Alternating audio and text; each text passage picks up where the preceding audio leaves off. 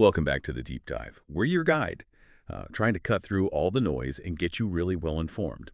Today, we're doing something a bit different. We're not just looking at news or making standard predictions. We're stepping into a really carefully crafted vision of the future. Just think for a second about the biggest things causing anxiety right now. Climate change, global health scares. What if, instead of, just fear, we had a detailed kind of optimistic plan for tackling them? Okay, let's unpack this. Our source material today is Gates' 2050 vision, AI, climate, and a brighter future. And our mission really is to delve into Bill Gates' very imaginative and, I have to say, pretty optimistic outlook for the year 2050. A world he seems to believe is, well, not just possible, but really worth aiming for. Yeah, and what's really fascinating here, I think, is that this isn't presented as just a straight-up prediction based on current trends.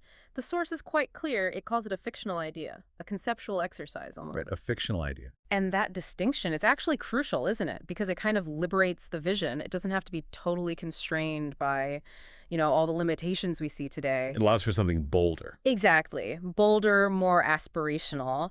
And this kind of optimistic framing, even calling it fictional, it's quite strategic, actually. Unlike forecasts that just predict where we're heading, which can feel a bit, depressing sometimes. Or inevitable. Yeah, Gates's vision acts more like a North Star. It lets us do what some people call backcasting. Backcasting. Okay, what's that? It's like, okay, if we want clean energy everywhere by 2050, then what absolutely has to happen by, say, 2040?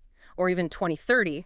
Working backwards from the goal. Precisely. And that proactive way of thinking, it fundamentally shifts how you might allocate resources, research priorities. It makes it a pretty powerful tool, beyond just being inspirational. So it gives us a real target, a story to rally around. Yeah, exactly that. A narrative, not just a pile of scary statistics. Okay. And the narrative he lays out, it has some really huge transformative pillars at its core. Let's start with the first one he mentions. Yeah. A world where clean energy powers everything. Everything. That's the key word. Right. And this isn't just scaling up the solar panels and wind turbines we already have, though that's obviously part of it. The vision really implies these massive breakthroughs, a complete systemic change. A total overhaul. Yeah, think about it. Every light bulb, every single data center, all industrial processes, every car, truck, ship. Even the tiny delivery drones. Exactly. Everything fueled by sustainable zero-emission energy. Which suggests huge leaps in things like, battery storage that lasts for ages, right? Definitely. Or industrial carbon capture that actually works at scale. Maybe advanced nuclear or even fusion, which, Gates has invested in personally. It's a complete redesign of, everything, our whole global infrastructure, getting rid of fossil fuels entirely. Not just cutting back. Gone. Gone. Imagine the knock-on effects. Geopolitics would change completely. Air quality. Imagine cities without smog alerts. Economic stability, too, maybe. No more dependence on, volatile oil and gas markets. Just abundant, clean power flowing everywhere. Right. It's a fundamental rethink of how society runs at its core energy level. And achieving that scale, the level of innovation required and the global coordination, it's frankly like nothing we've seen before. It's huge. Because when we say powering everything, we're not just talking electricity grids, are we? We're talking heavy industry.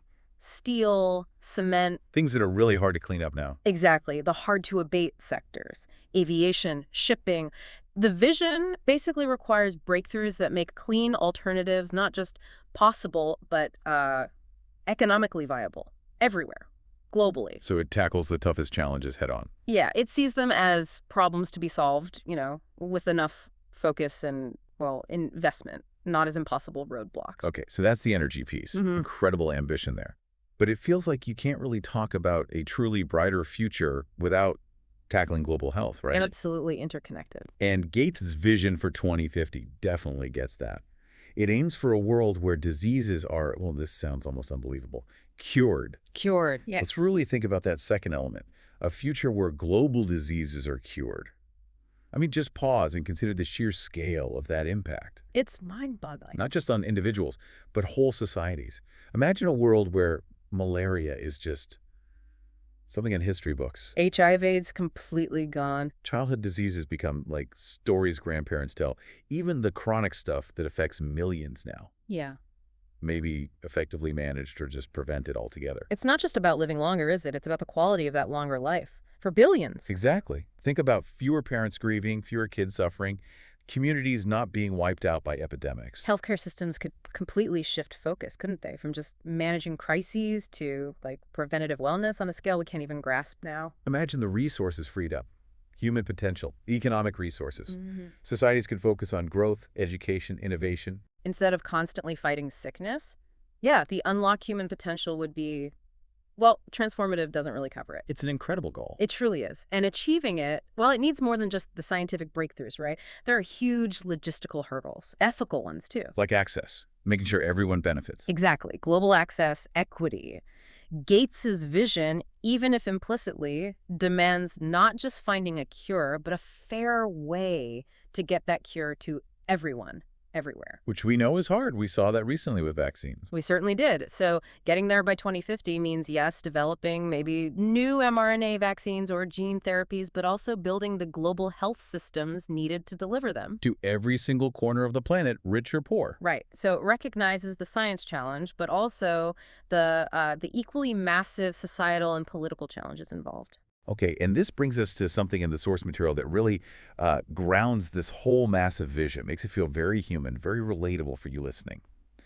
The source says that Gates writes letters to his grandchildren about the journey towards this 2050 future. Ah, yes, the letters. Think about that. This isn't some, dry report or a cold tech forecast. No, it's personal. Deeply personal.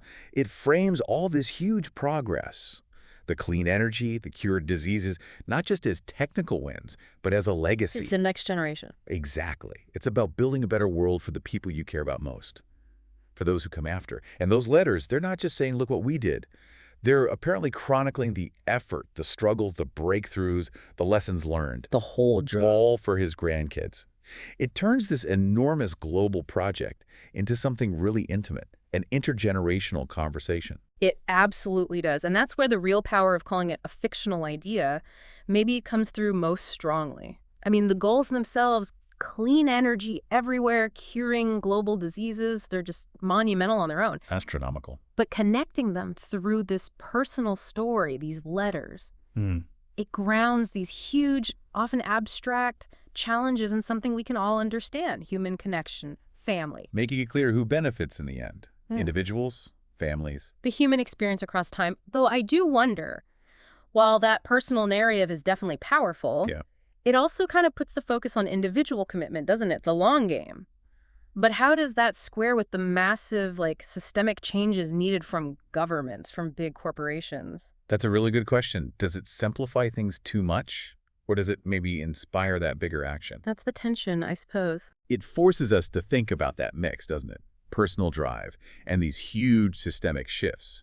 So given this incredible vision, what do you think are the biggest non-technological hurdles, the things Gates might be subtly pointing to? Political will, global cooperation, stuff like that. No, absolutely. That's often the real bottleneck, isn't it? Technology might show us how, but getting the will to do it, that comes from us, from human systems. Right. So yeah, beyond the science, the vision demands unprecedented political agreement, sustained global cooperation. Think about nations actually working together on shared energy grids, agreeing on health rules across borders, investing fairly in R&D and deployment. That requires overcoming a lot of current trends like nationalism. And short-term economic thinking, definitely, all for a long-term shared human goal. It's not just engineering pipes and wires, it's social engineering, it's diplomacy. A collective shift in global priorities. Exactly. And maybe those letters to his grandkids, in a way, they make that challenge feel more human, more about a shared future we want, rather than just a complex policy argument. Yeah, okay. So here's where it gets really interesting, maybe a bit provocative for you listening. Imagine you actually received one of those letters from your own grandparents, say, in 2050. What would it actually feel like to live in that world, where the air is always clean, where a massive pandemic like we've known is just a memory, where energy is cheap, clean, abundant? It really invites you to step into it, doesn't it? Yeah. Not just process the info, but really project yourself into that future. Think about the possibilities opening up in your own daily life. What would you just take for granted then that we really struggle with today? That's a powerful thought exercise. Okay, so as we start to wrap up this deep dive, let's just quickly recap the core bits of this really optimistic 2050 vision we've explored.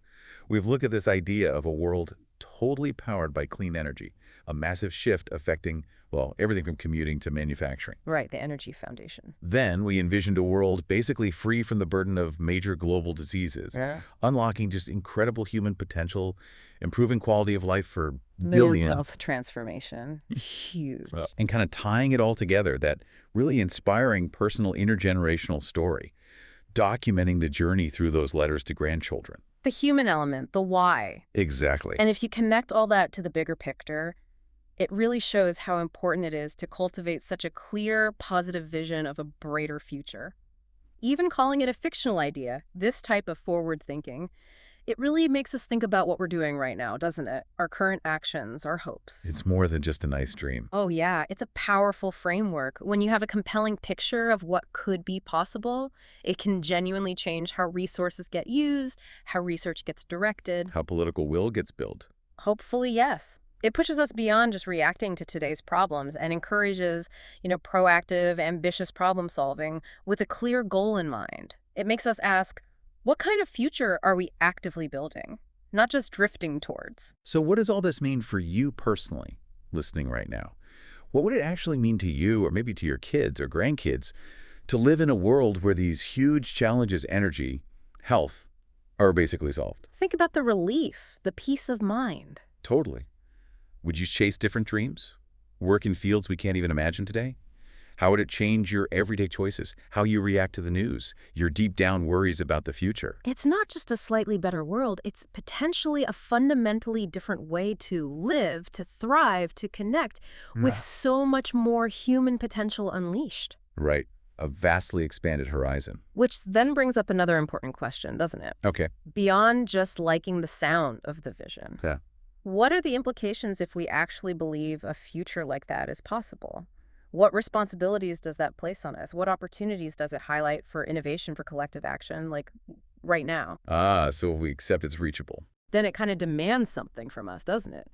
It means we need to be investing in that groundbreaking research today for the clean energy and disease cures of tomorrow. It means global cooperation has to get serious. On an unprecedented scale, yeah. It challenges us to rethink policy, education, investment, everything, really, all guided by this ambitious, optimistic goal. It's more than just hope. It's about the focused, coordinated effort that comes from a shared belief that something better is achievable. Especially maybe in how we inspire the next generation, the scientists, engineers, leaders. Absolutely critical. Okay, and that leads us perfectly into a final thought for you to maybe chew on after this. Building directly on that very personal detail, the letters. We want to invite you to imagine this. What might your own letters to grandchildren say about the world you hope to help build, the journey you hope to be part of? Towards that brighter future. Yeah. What key changes, what hard-fought wins, what values would you want to pass down as a testament to the world you helped shape? Something to really think about. Definitely something to think about. Thanks for diving deep with us today.